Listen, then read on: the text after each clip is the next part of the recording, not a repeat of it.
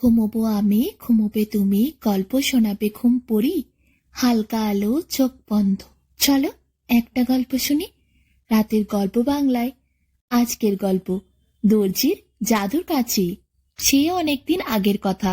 এক গ্রামে বাস করত ভোলা নামের একটি ছেলে। ছেলেটির মন ছিল খুব ভালো। ভোলা নামের মতোই সে ছিল ভোলা ভালা। সকলের উপকার করত।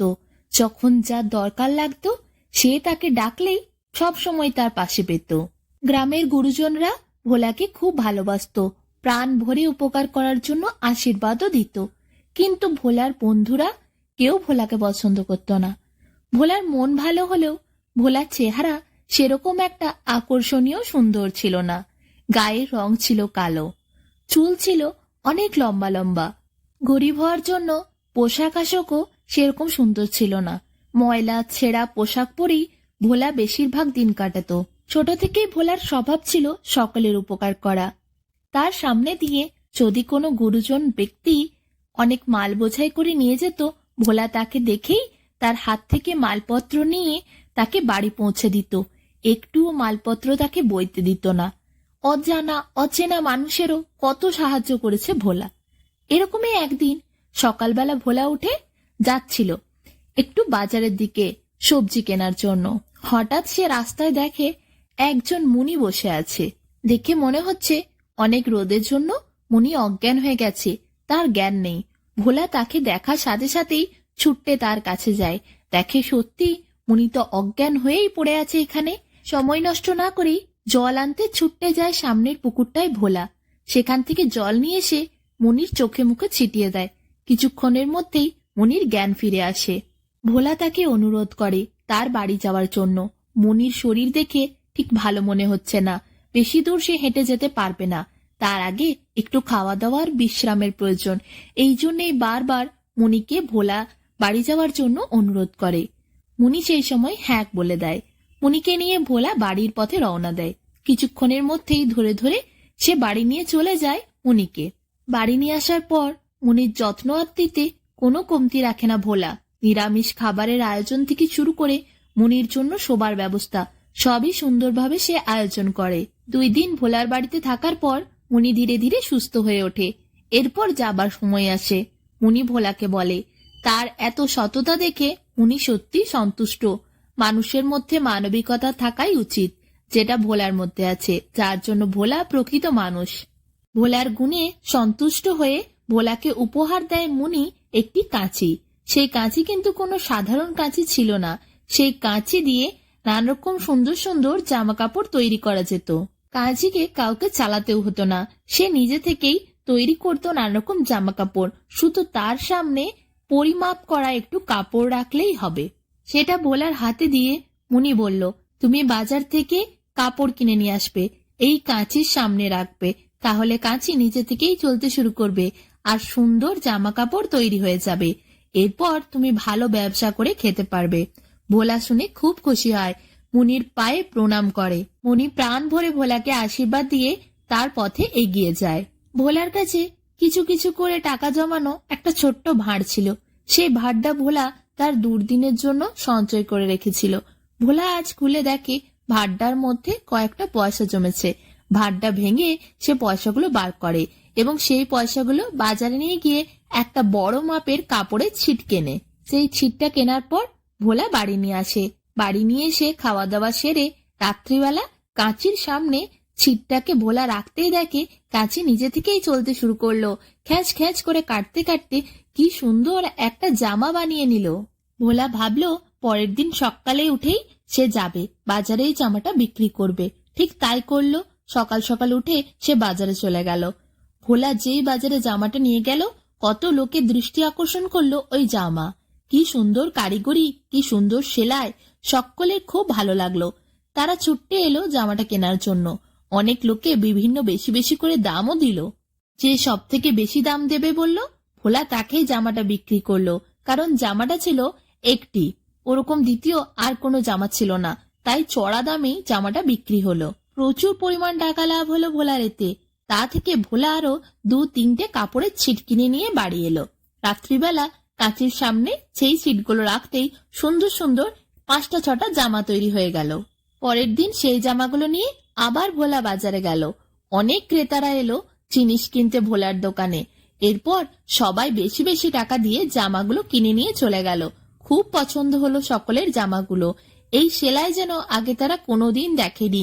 কি সুন্দর চমৎকার সেলাই, কি সুন্দর হাতের কাজ। এইভাবে বেশ ভালো টাকা রোজগার হতে শুরু করলো ভোলার। ভোলা প্রতিদিন বেশি করে ছিট কাপড় কিনে নিয়ে আসতে শুরু করলো, আর কাচি খ্যাঁচ খ্যাঁচ করে কেটে মুহূর্তের মধ্যে সুন্দর সুন্দর জামা বানিয়ে দিত। সেগুলো বিক্রি করেই ধনী হয়ে উঠল ভোলা। এদিকে ভোলার প্রতিবেশী, তার মনে খুব হিংসে ঢুকলো। সে ভাবছিল, ভোলা এই দুদিন আগেই কি গরিব ছিল, কেউ খেতে দেয় না, কেউ দেখতে পছন্দ করে না, আর আজ তার কি পয়সা। যেসব বন্ধুরা ভোলাকে পছন্দ করতো না, তাকিয়ে দেখতেও না, তারা এখন ভোলার নামে অজ্ঞান। ভোলার কাছে সারাদিন তারা এসে বসে থাকে, পয়সা হয়েছে না তাই। এইসব ভেবে ভেবে মনের মধ্যে প্রবল হিংসে ঢুকে যায় ওই প্রতিবেশী লোকটি ভাবে, সে দেখবে ভোলার এত বড় ব্যবসা কিভাবে হলো। ভোলার দিকে ভালোভাবে এরপর নজর রাখতে হবে বেশ কিছুদিন। রাত্রে দিনে সবসময় লোকটি ভোলার বাড়ির দিকে তাকিয়ে বসে থাকে আর ভোলার ওপর কড়া নজর রাখে। একদিন রাত্রিবেলা ভোলা যখন অনেকগুলো ছিটকাপড় কিনে বাড়ির ভেতরে ঢুকছিল, লোকটি তখন সুযোগ সন্ধানে সেখানে দাঁড়িয়েছিল। কোন সময় ভোলা ভেতরে ঢুকলেই সে দেখবে কিভাবে কি হয়।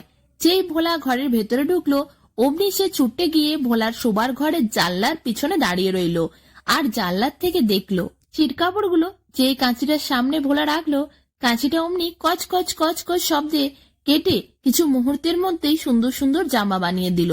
কাঁচিটা তো হাওয়ায় উড়ছে, ওকে তো কাউকে চালাতেও হচ্ছে না, নিজে থেকেই কাঁচি চলছে, নিজে থেকেই জামা হচ্ছে। এসব দেখে লোকটা তো অবাক। সে মনে মনে ফোন দিয়ে আঁটলো, কোনোভাবে তাকে ওই কাঁচিটাকে হাতাতে হবে, কিন্তু কিভাবে সেটাই সে বুঝতে পারছিল না। সেদিন সে রাত্রে নিজের বাড়ি ফিরে এলো, কিন্তু তার এক ফোঁটাও ঘুম হয়নি। কিভাবে সে কাঁচিটাকে হাতিয়ে নেবে সেটাই সে ভাবছিল।